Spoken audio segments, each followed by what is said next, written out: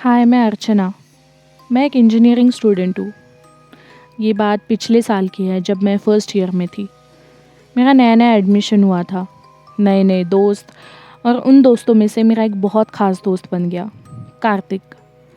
हम दोनों जैसे जैसे दिन बीतते गए बहुत अच्छे दोस्त बनते गए। इतने अच्छे दोस्त बनते गए कि वो मुझे अपनी सारी बातें शेयर करता था और मैं उसे अपनी। कुछ वक्त बीतता गया, कॉलेज बहुत अच्छा चल रहा था, एग्ज़ाम्स पास में आने वाले थे, और एक दिन कार्तिक मुझे बहुत टेंशन में लगा, थोड़ा सा डरा हुआ भी था। And let me tell you कि कार्तिक डरने वालों में से बिल्कुल भी नहीं है। वो इतना ब्रेव और इतना डेयरिंग है कि उसे मस्ती में भी डराने के लिए हम लोगों को बहुत मेहनत लगती है। तो उसे डरा हुआ देख के मैं थोड़ी सी कंसर्न थी, तो मैंने उससे पूछा कि हे कार्तिक, क्या हो गया? तुझे मेरे से कुछ शेयर करना है तो तू कर सकता है, यू नो दैट राइट? हाँ यार, मुझे वो बात तो पता है, पर तो बता ना, क्या हुआ? मैं वही सोच रहा हूँ यार कि अगर मैं तुझे बताऊंगा तो तू बिलीव करेगी कि नहीं करेगी। ऐसा कभी हुआ है कि मैंने तेरी बात पे बिलीव नहीं किया है? तू बता बस। यार क्या हुआ ना, कल आधी रात को ना मेरी नींद खुली, तो मैं उठ के टॉयलेट चला गया। टॉयलेट से आने के बाद मैं जैसे ही बाहर आया, मैंने देखा कि मेरे रूममेट के बेड के पास एक काला साया खड़ा है। अब रूम में पूरा अंधेरा था और मेरा विजन भी क्लियर नहीं था, तो मैंने सोचा कि शायद से मेरा भ्रम होगा। तो मैं थोड़ा सा आगे चला गया, 2-4 स्टेप्स आगे जाने के बाद मैंने अपने मोबाइल की टॉर्च ऑन की। टॉर्च ऑन करके देखा तो वो काला साया वहां से गायब हो गया।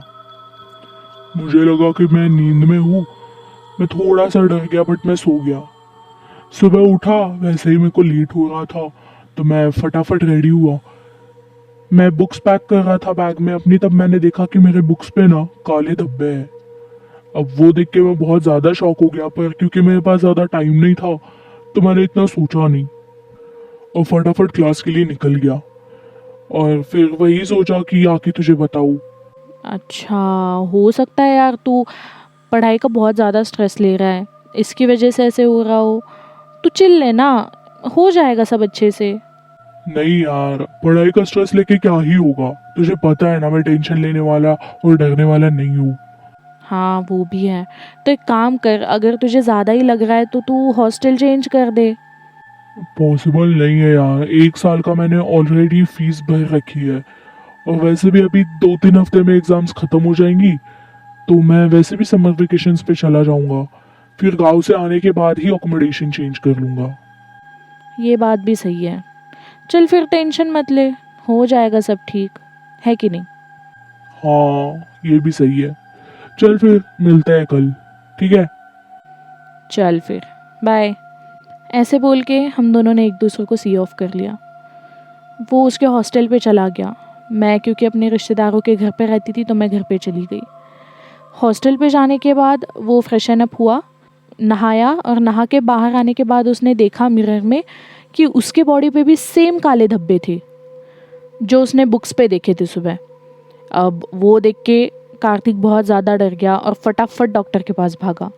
डॉक्टर के पास जाने के बाद डॉक्टर ने बोला कि दिस इज़ क्वाइट नॉर्मल, जगह चेंज होने की वजह से, पानी चेंज होने की वजह से ऐसे एलर्जिक रिएक्शंस होना नॉर्मल है। तो उसे थोड़ा सा रिलीफ मिला। वो रूम पे आया।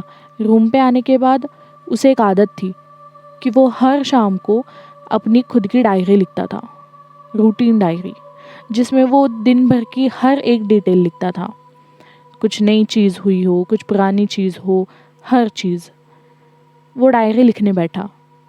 जब वो डायरी लिखने बैठा तब उसे पीछे से कोई आवाज़ दे रहा था, कार्तिक, कार्तिक, कार्तिक, कार्तिक। तो उसे लगा कि ना साइड के रूम वाले मजाक कर रहे हैं। उसने इग्नोर किया।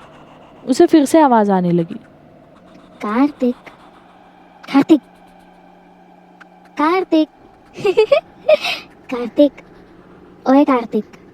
अब इस बार वो थोड़ा सा चिढ़ गया। उसे लगा कि उसे कौन डिस्टर्ब कर रहा है, तो वो उठा और उसने दरवाज़ा खोल के देखा। दरवाजे के बाहर कोई भी नहीं था। उसका रूममेट भी रूम में नहीं था। वो थोड़ा सा डर गया क्योंकि पूरा फ्लोर खाली था, आधी रूम्स तो बंद भी थी, तो फिर उसे आवाज़ कौन दे रहा था। उसे थोड़ा सा डर लगा, बट उसने सोचा कि वो उसको इग्नोर करेगा, फटाफट डायरी लिख के सोने के लिए चला जाएगा।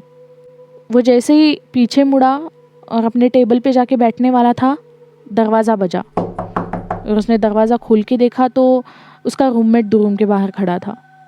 उसे थोड़ा सा रिलीफ मिला। उन दोनों ने सोने की तैयारी की और वो दोनों सो गए। दूसरे दिन उसने मुझसे मिलके ये सारी बातें शेयर की और वो बहुत ज़्यादा डरा हुआ था। वो बोला कि यार अर्चना यार, ये चीज़ें बहुत ज़्यादा डरावनी और वियर्ड है। मैं यहाँ पे नहीं रहना चाहता।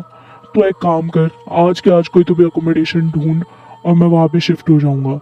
सामान बाद में शिफ्ट कर लूँगा।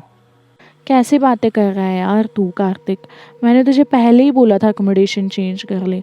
मैं आज शाम को गाँव जा रही हूँ, आज के आज ढूंढना कैसे पॉसिबल होगा, बता तू। यार ये तो बहुत डेंजर हो गया। अच्छा चल ठीक है, तू कब वापस आने वाली है? मैं कुछ 3-4 दिन में आ जाऊँगी वापस, 4-5 दिन में, ज़्यादा से ज़्यादा 1 हफ़्ता लगेगा, उससे ज़्यादा पक्का नहीं। पक्का ना?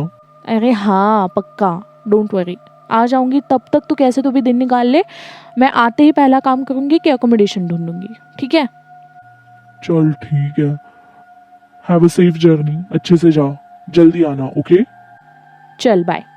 हम दोनों ने एक दूसरे को बाय करके मैं गांव के लिए निकल गई और वो भी अपने हॉस्टल पे चला गया। यूजुअली गांव जाने के बाद मेरे मोबाइल को नेटवर्क नहीं रहता है, तो मैं गांव जाने के बाद मोबाइल देखती ही नहीं हूँ। गांव चली गई, 4-5 दिन हो गए। मैं कुछ 6th डे पे वापस आने के लिए निकली। जैसे ही मैं गांव के बाहर आई वैसे मुझे नेटवर्क आया और मैंने देखा कि कार्तिक के बहुत सारे मिस कॉल्स थे। मैंने उसे कॉल बैक किया बट उसका फ़ोन स्विच ऑफ आ रहा था। मुझे थोड़ा सा डर लगा, तो मैंने सोचा कि नेट ऑन करके इसे व्हाट्सएप पे मैसेजेस डालते हैं, एटलीस्ट कुछ तो रिस्पॉन्स करेगा। मैंने जैसे ही नेट ऑन किया, कार्तिक के बहुत सारे मैसेजेस थे। उसमें लिखा हुआ था कि अर्चना, मेरे साथ बहुत दिन से बहुत सारी वियर्ड चीज़ें हो रही है। मैंने तुझे कॉल भी करने का ट्राई किया बट तेरा कॉल लग नहीं रहा था, इसलिए मैं तुझे ये मैसेजेस डाल रहा हूँ। आई होप तू उन्हें जल्दी देख ले। और इन मैसेजेस के बाद लास्ट का एक मैसेज था जिसमें लिखा हुआ था कि अर्चना, मैंने बरगद के पेड़ के नीचे अपनी डायरी फेंकी हुई है बाथरूम से, प्लीज़ उठा के वो पढ़ लेना। अब मैं बहुत ज़्यादा कंफ्यूज हो गई थी कि ये सब हो क्या रहा है, कार्तिक है कहाँ पे, उसे क्या हो गया है, और उसने अपनी डायरी ऐसे बरगद के पेड़ के नीचे क्यों फेंक दी। मैं फटाफट शहर पहुंची। शहर पहुंचने के बाद मैंने पहला काम किया, मैं उसके हॉस्टल की तरफ भागी।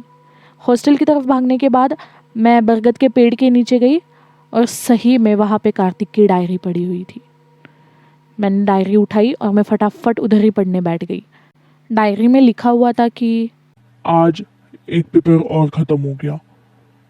पेपर्स अच्छे जा रहे हैं, कॉलेज अच्छा जा रहा है, पर जो वियर्ड चीज़ें मेरे साथ हॉस्टल में हो रही है वो ख़त्म होने का नाम नहीं ले रही है। रोज़ के रोज़ बढ़े जा रही है। मैं बहुत ज़्यादा डर चुका हूँ। मुझे हॉस्टल से फटाफट निकलना है।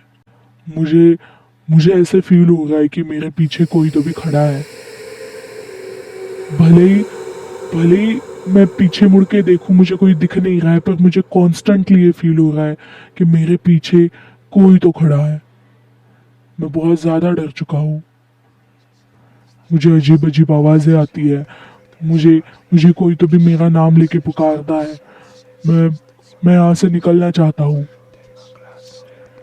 मैंने राइट की तरफ मुड़ के देखा तो मुझे कबर्ड के पास कोई तो भी बैठा हुआ दिखा।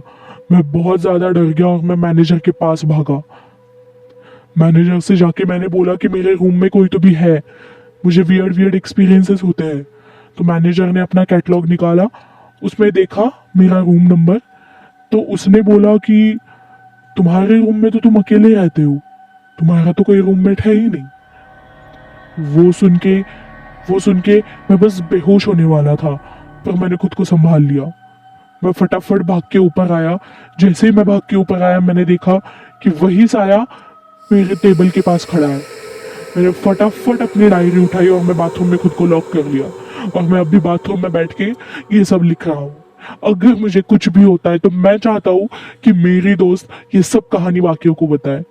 प्लीज, मैं बहुत ज्यादा डर चुका हूँ। मैनेजर ने मुझे ये भी बताया कि जो लड़का इस रूम में पहले रहता था उसने सुसाइड कर लिया है। उसका नाम राहुल था। उसने क्यों सुसाइड किया, कैसे किया, कुछ पता नहीं है। पर अगर मुझे आज कुछ होता है तो मैं ये स्टोरी सबको बताना चाहता हूँ। प्लीज मुझे बचा लो। ये सब पढ़ने के बाद मैं इतनी ज़्यादा डर गई थी, मैं फटाफट हॉस्टल में भागी और मैंने मैनेजर से पूछा कि कार्तिक कहाँ पे है। तो वो उदास होके बोले कि 2 दिन पहले कार्तिक की लाश मिली थी, शायद से उसने सुसाइड कर लिया है, जैसे राहुल ने भी सुसाइड किया था।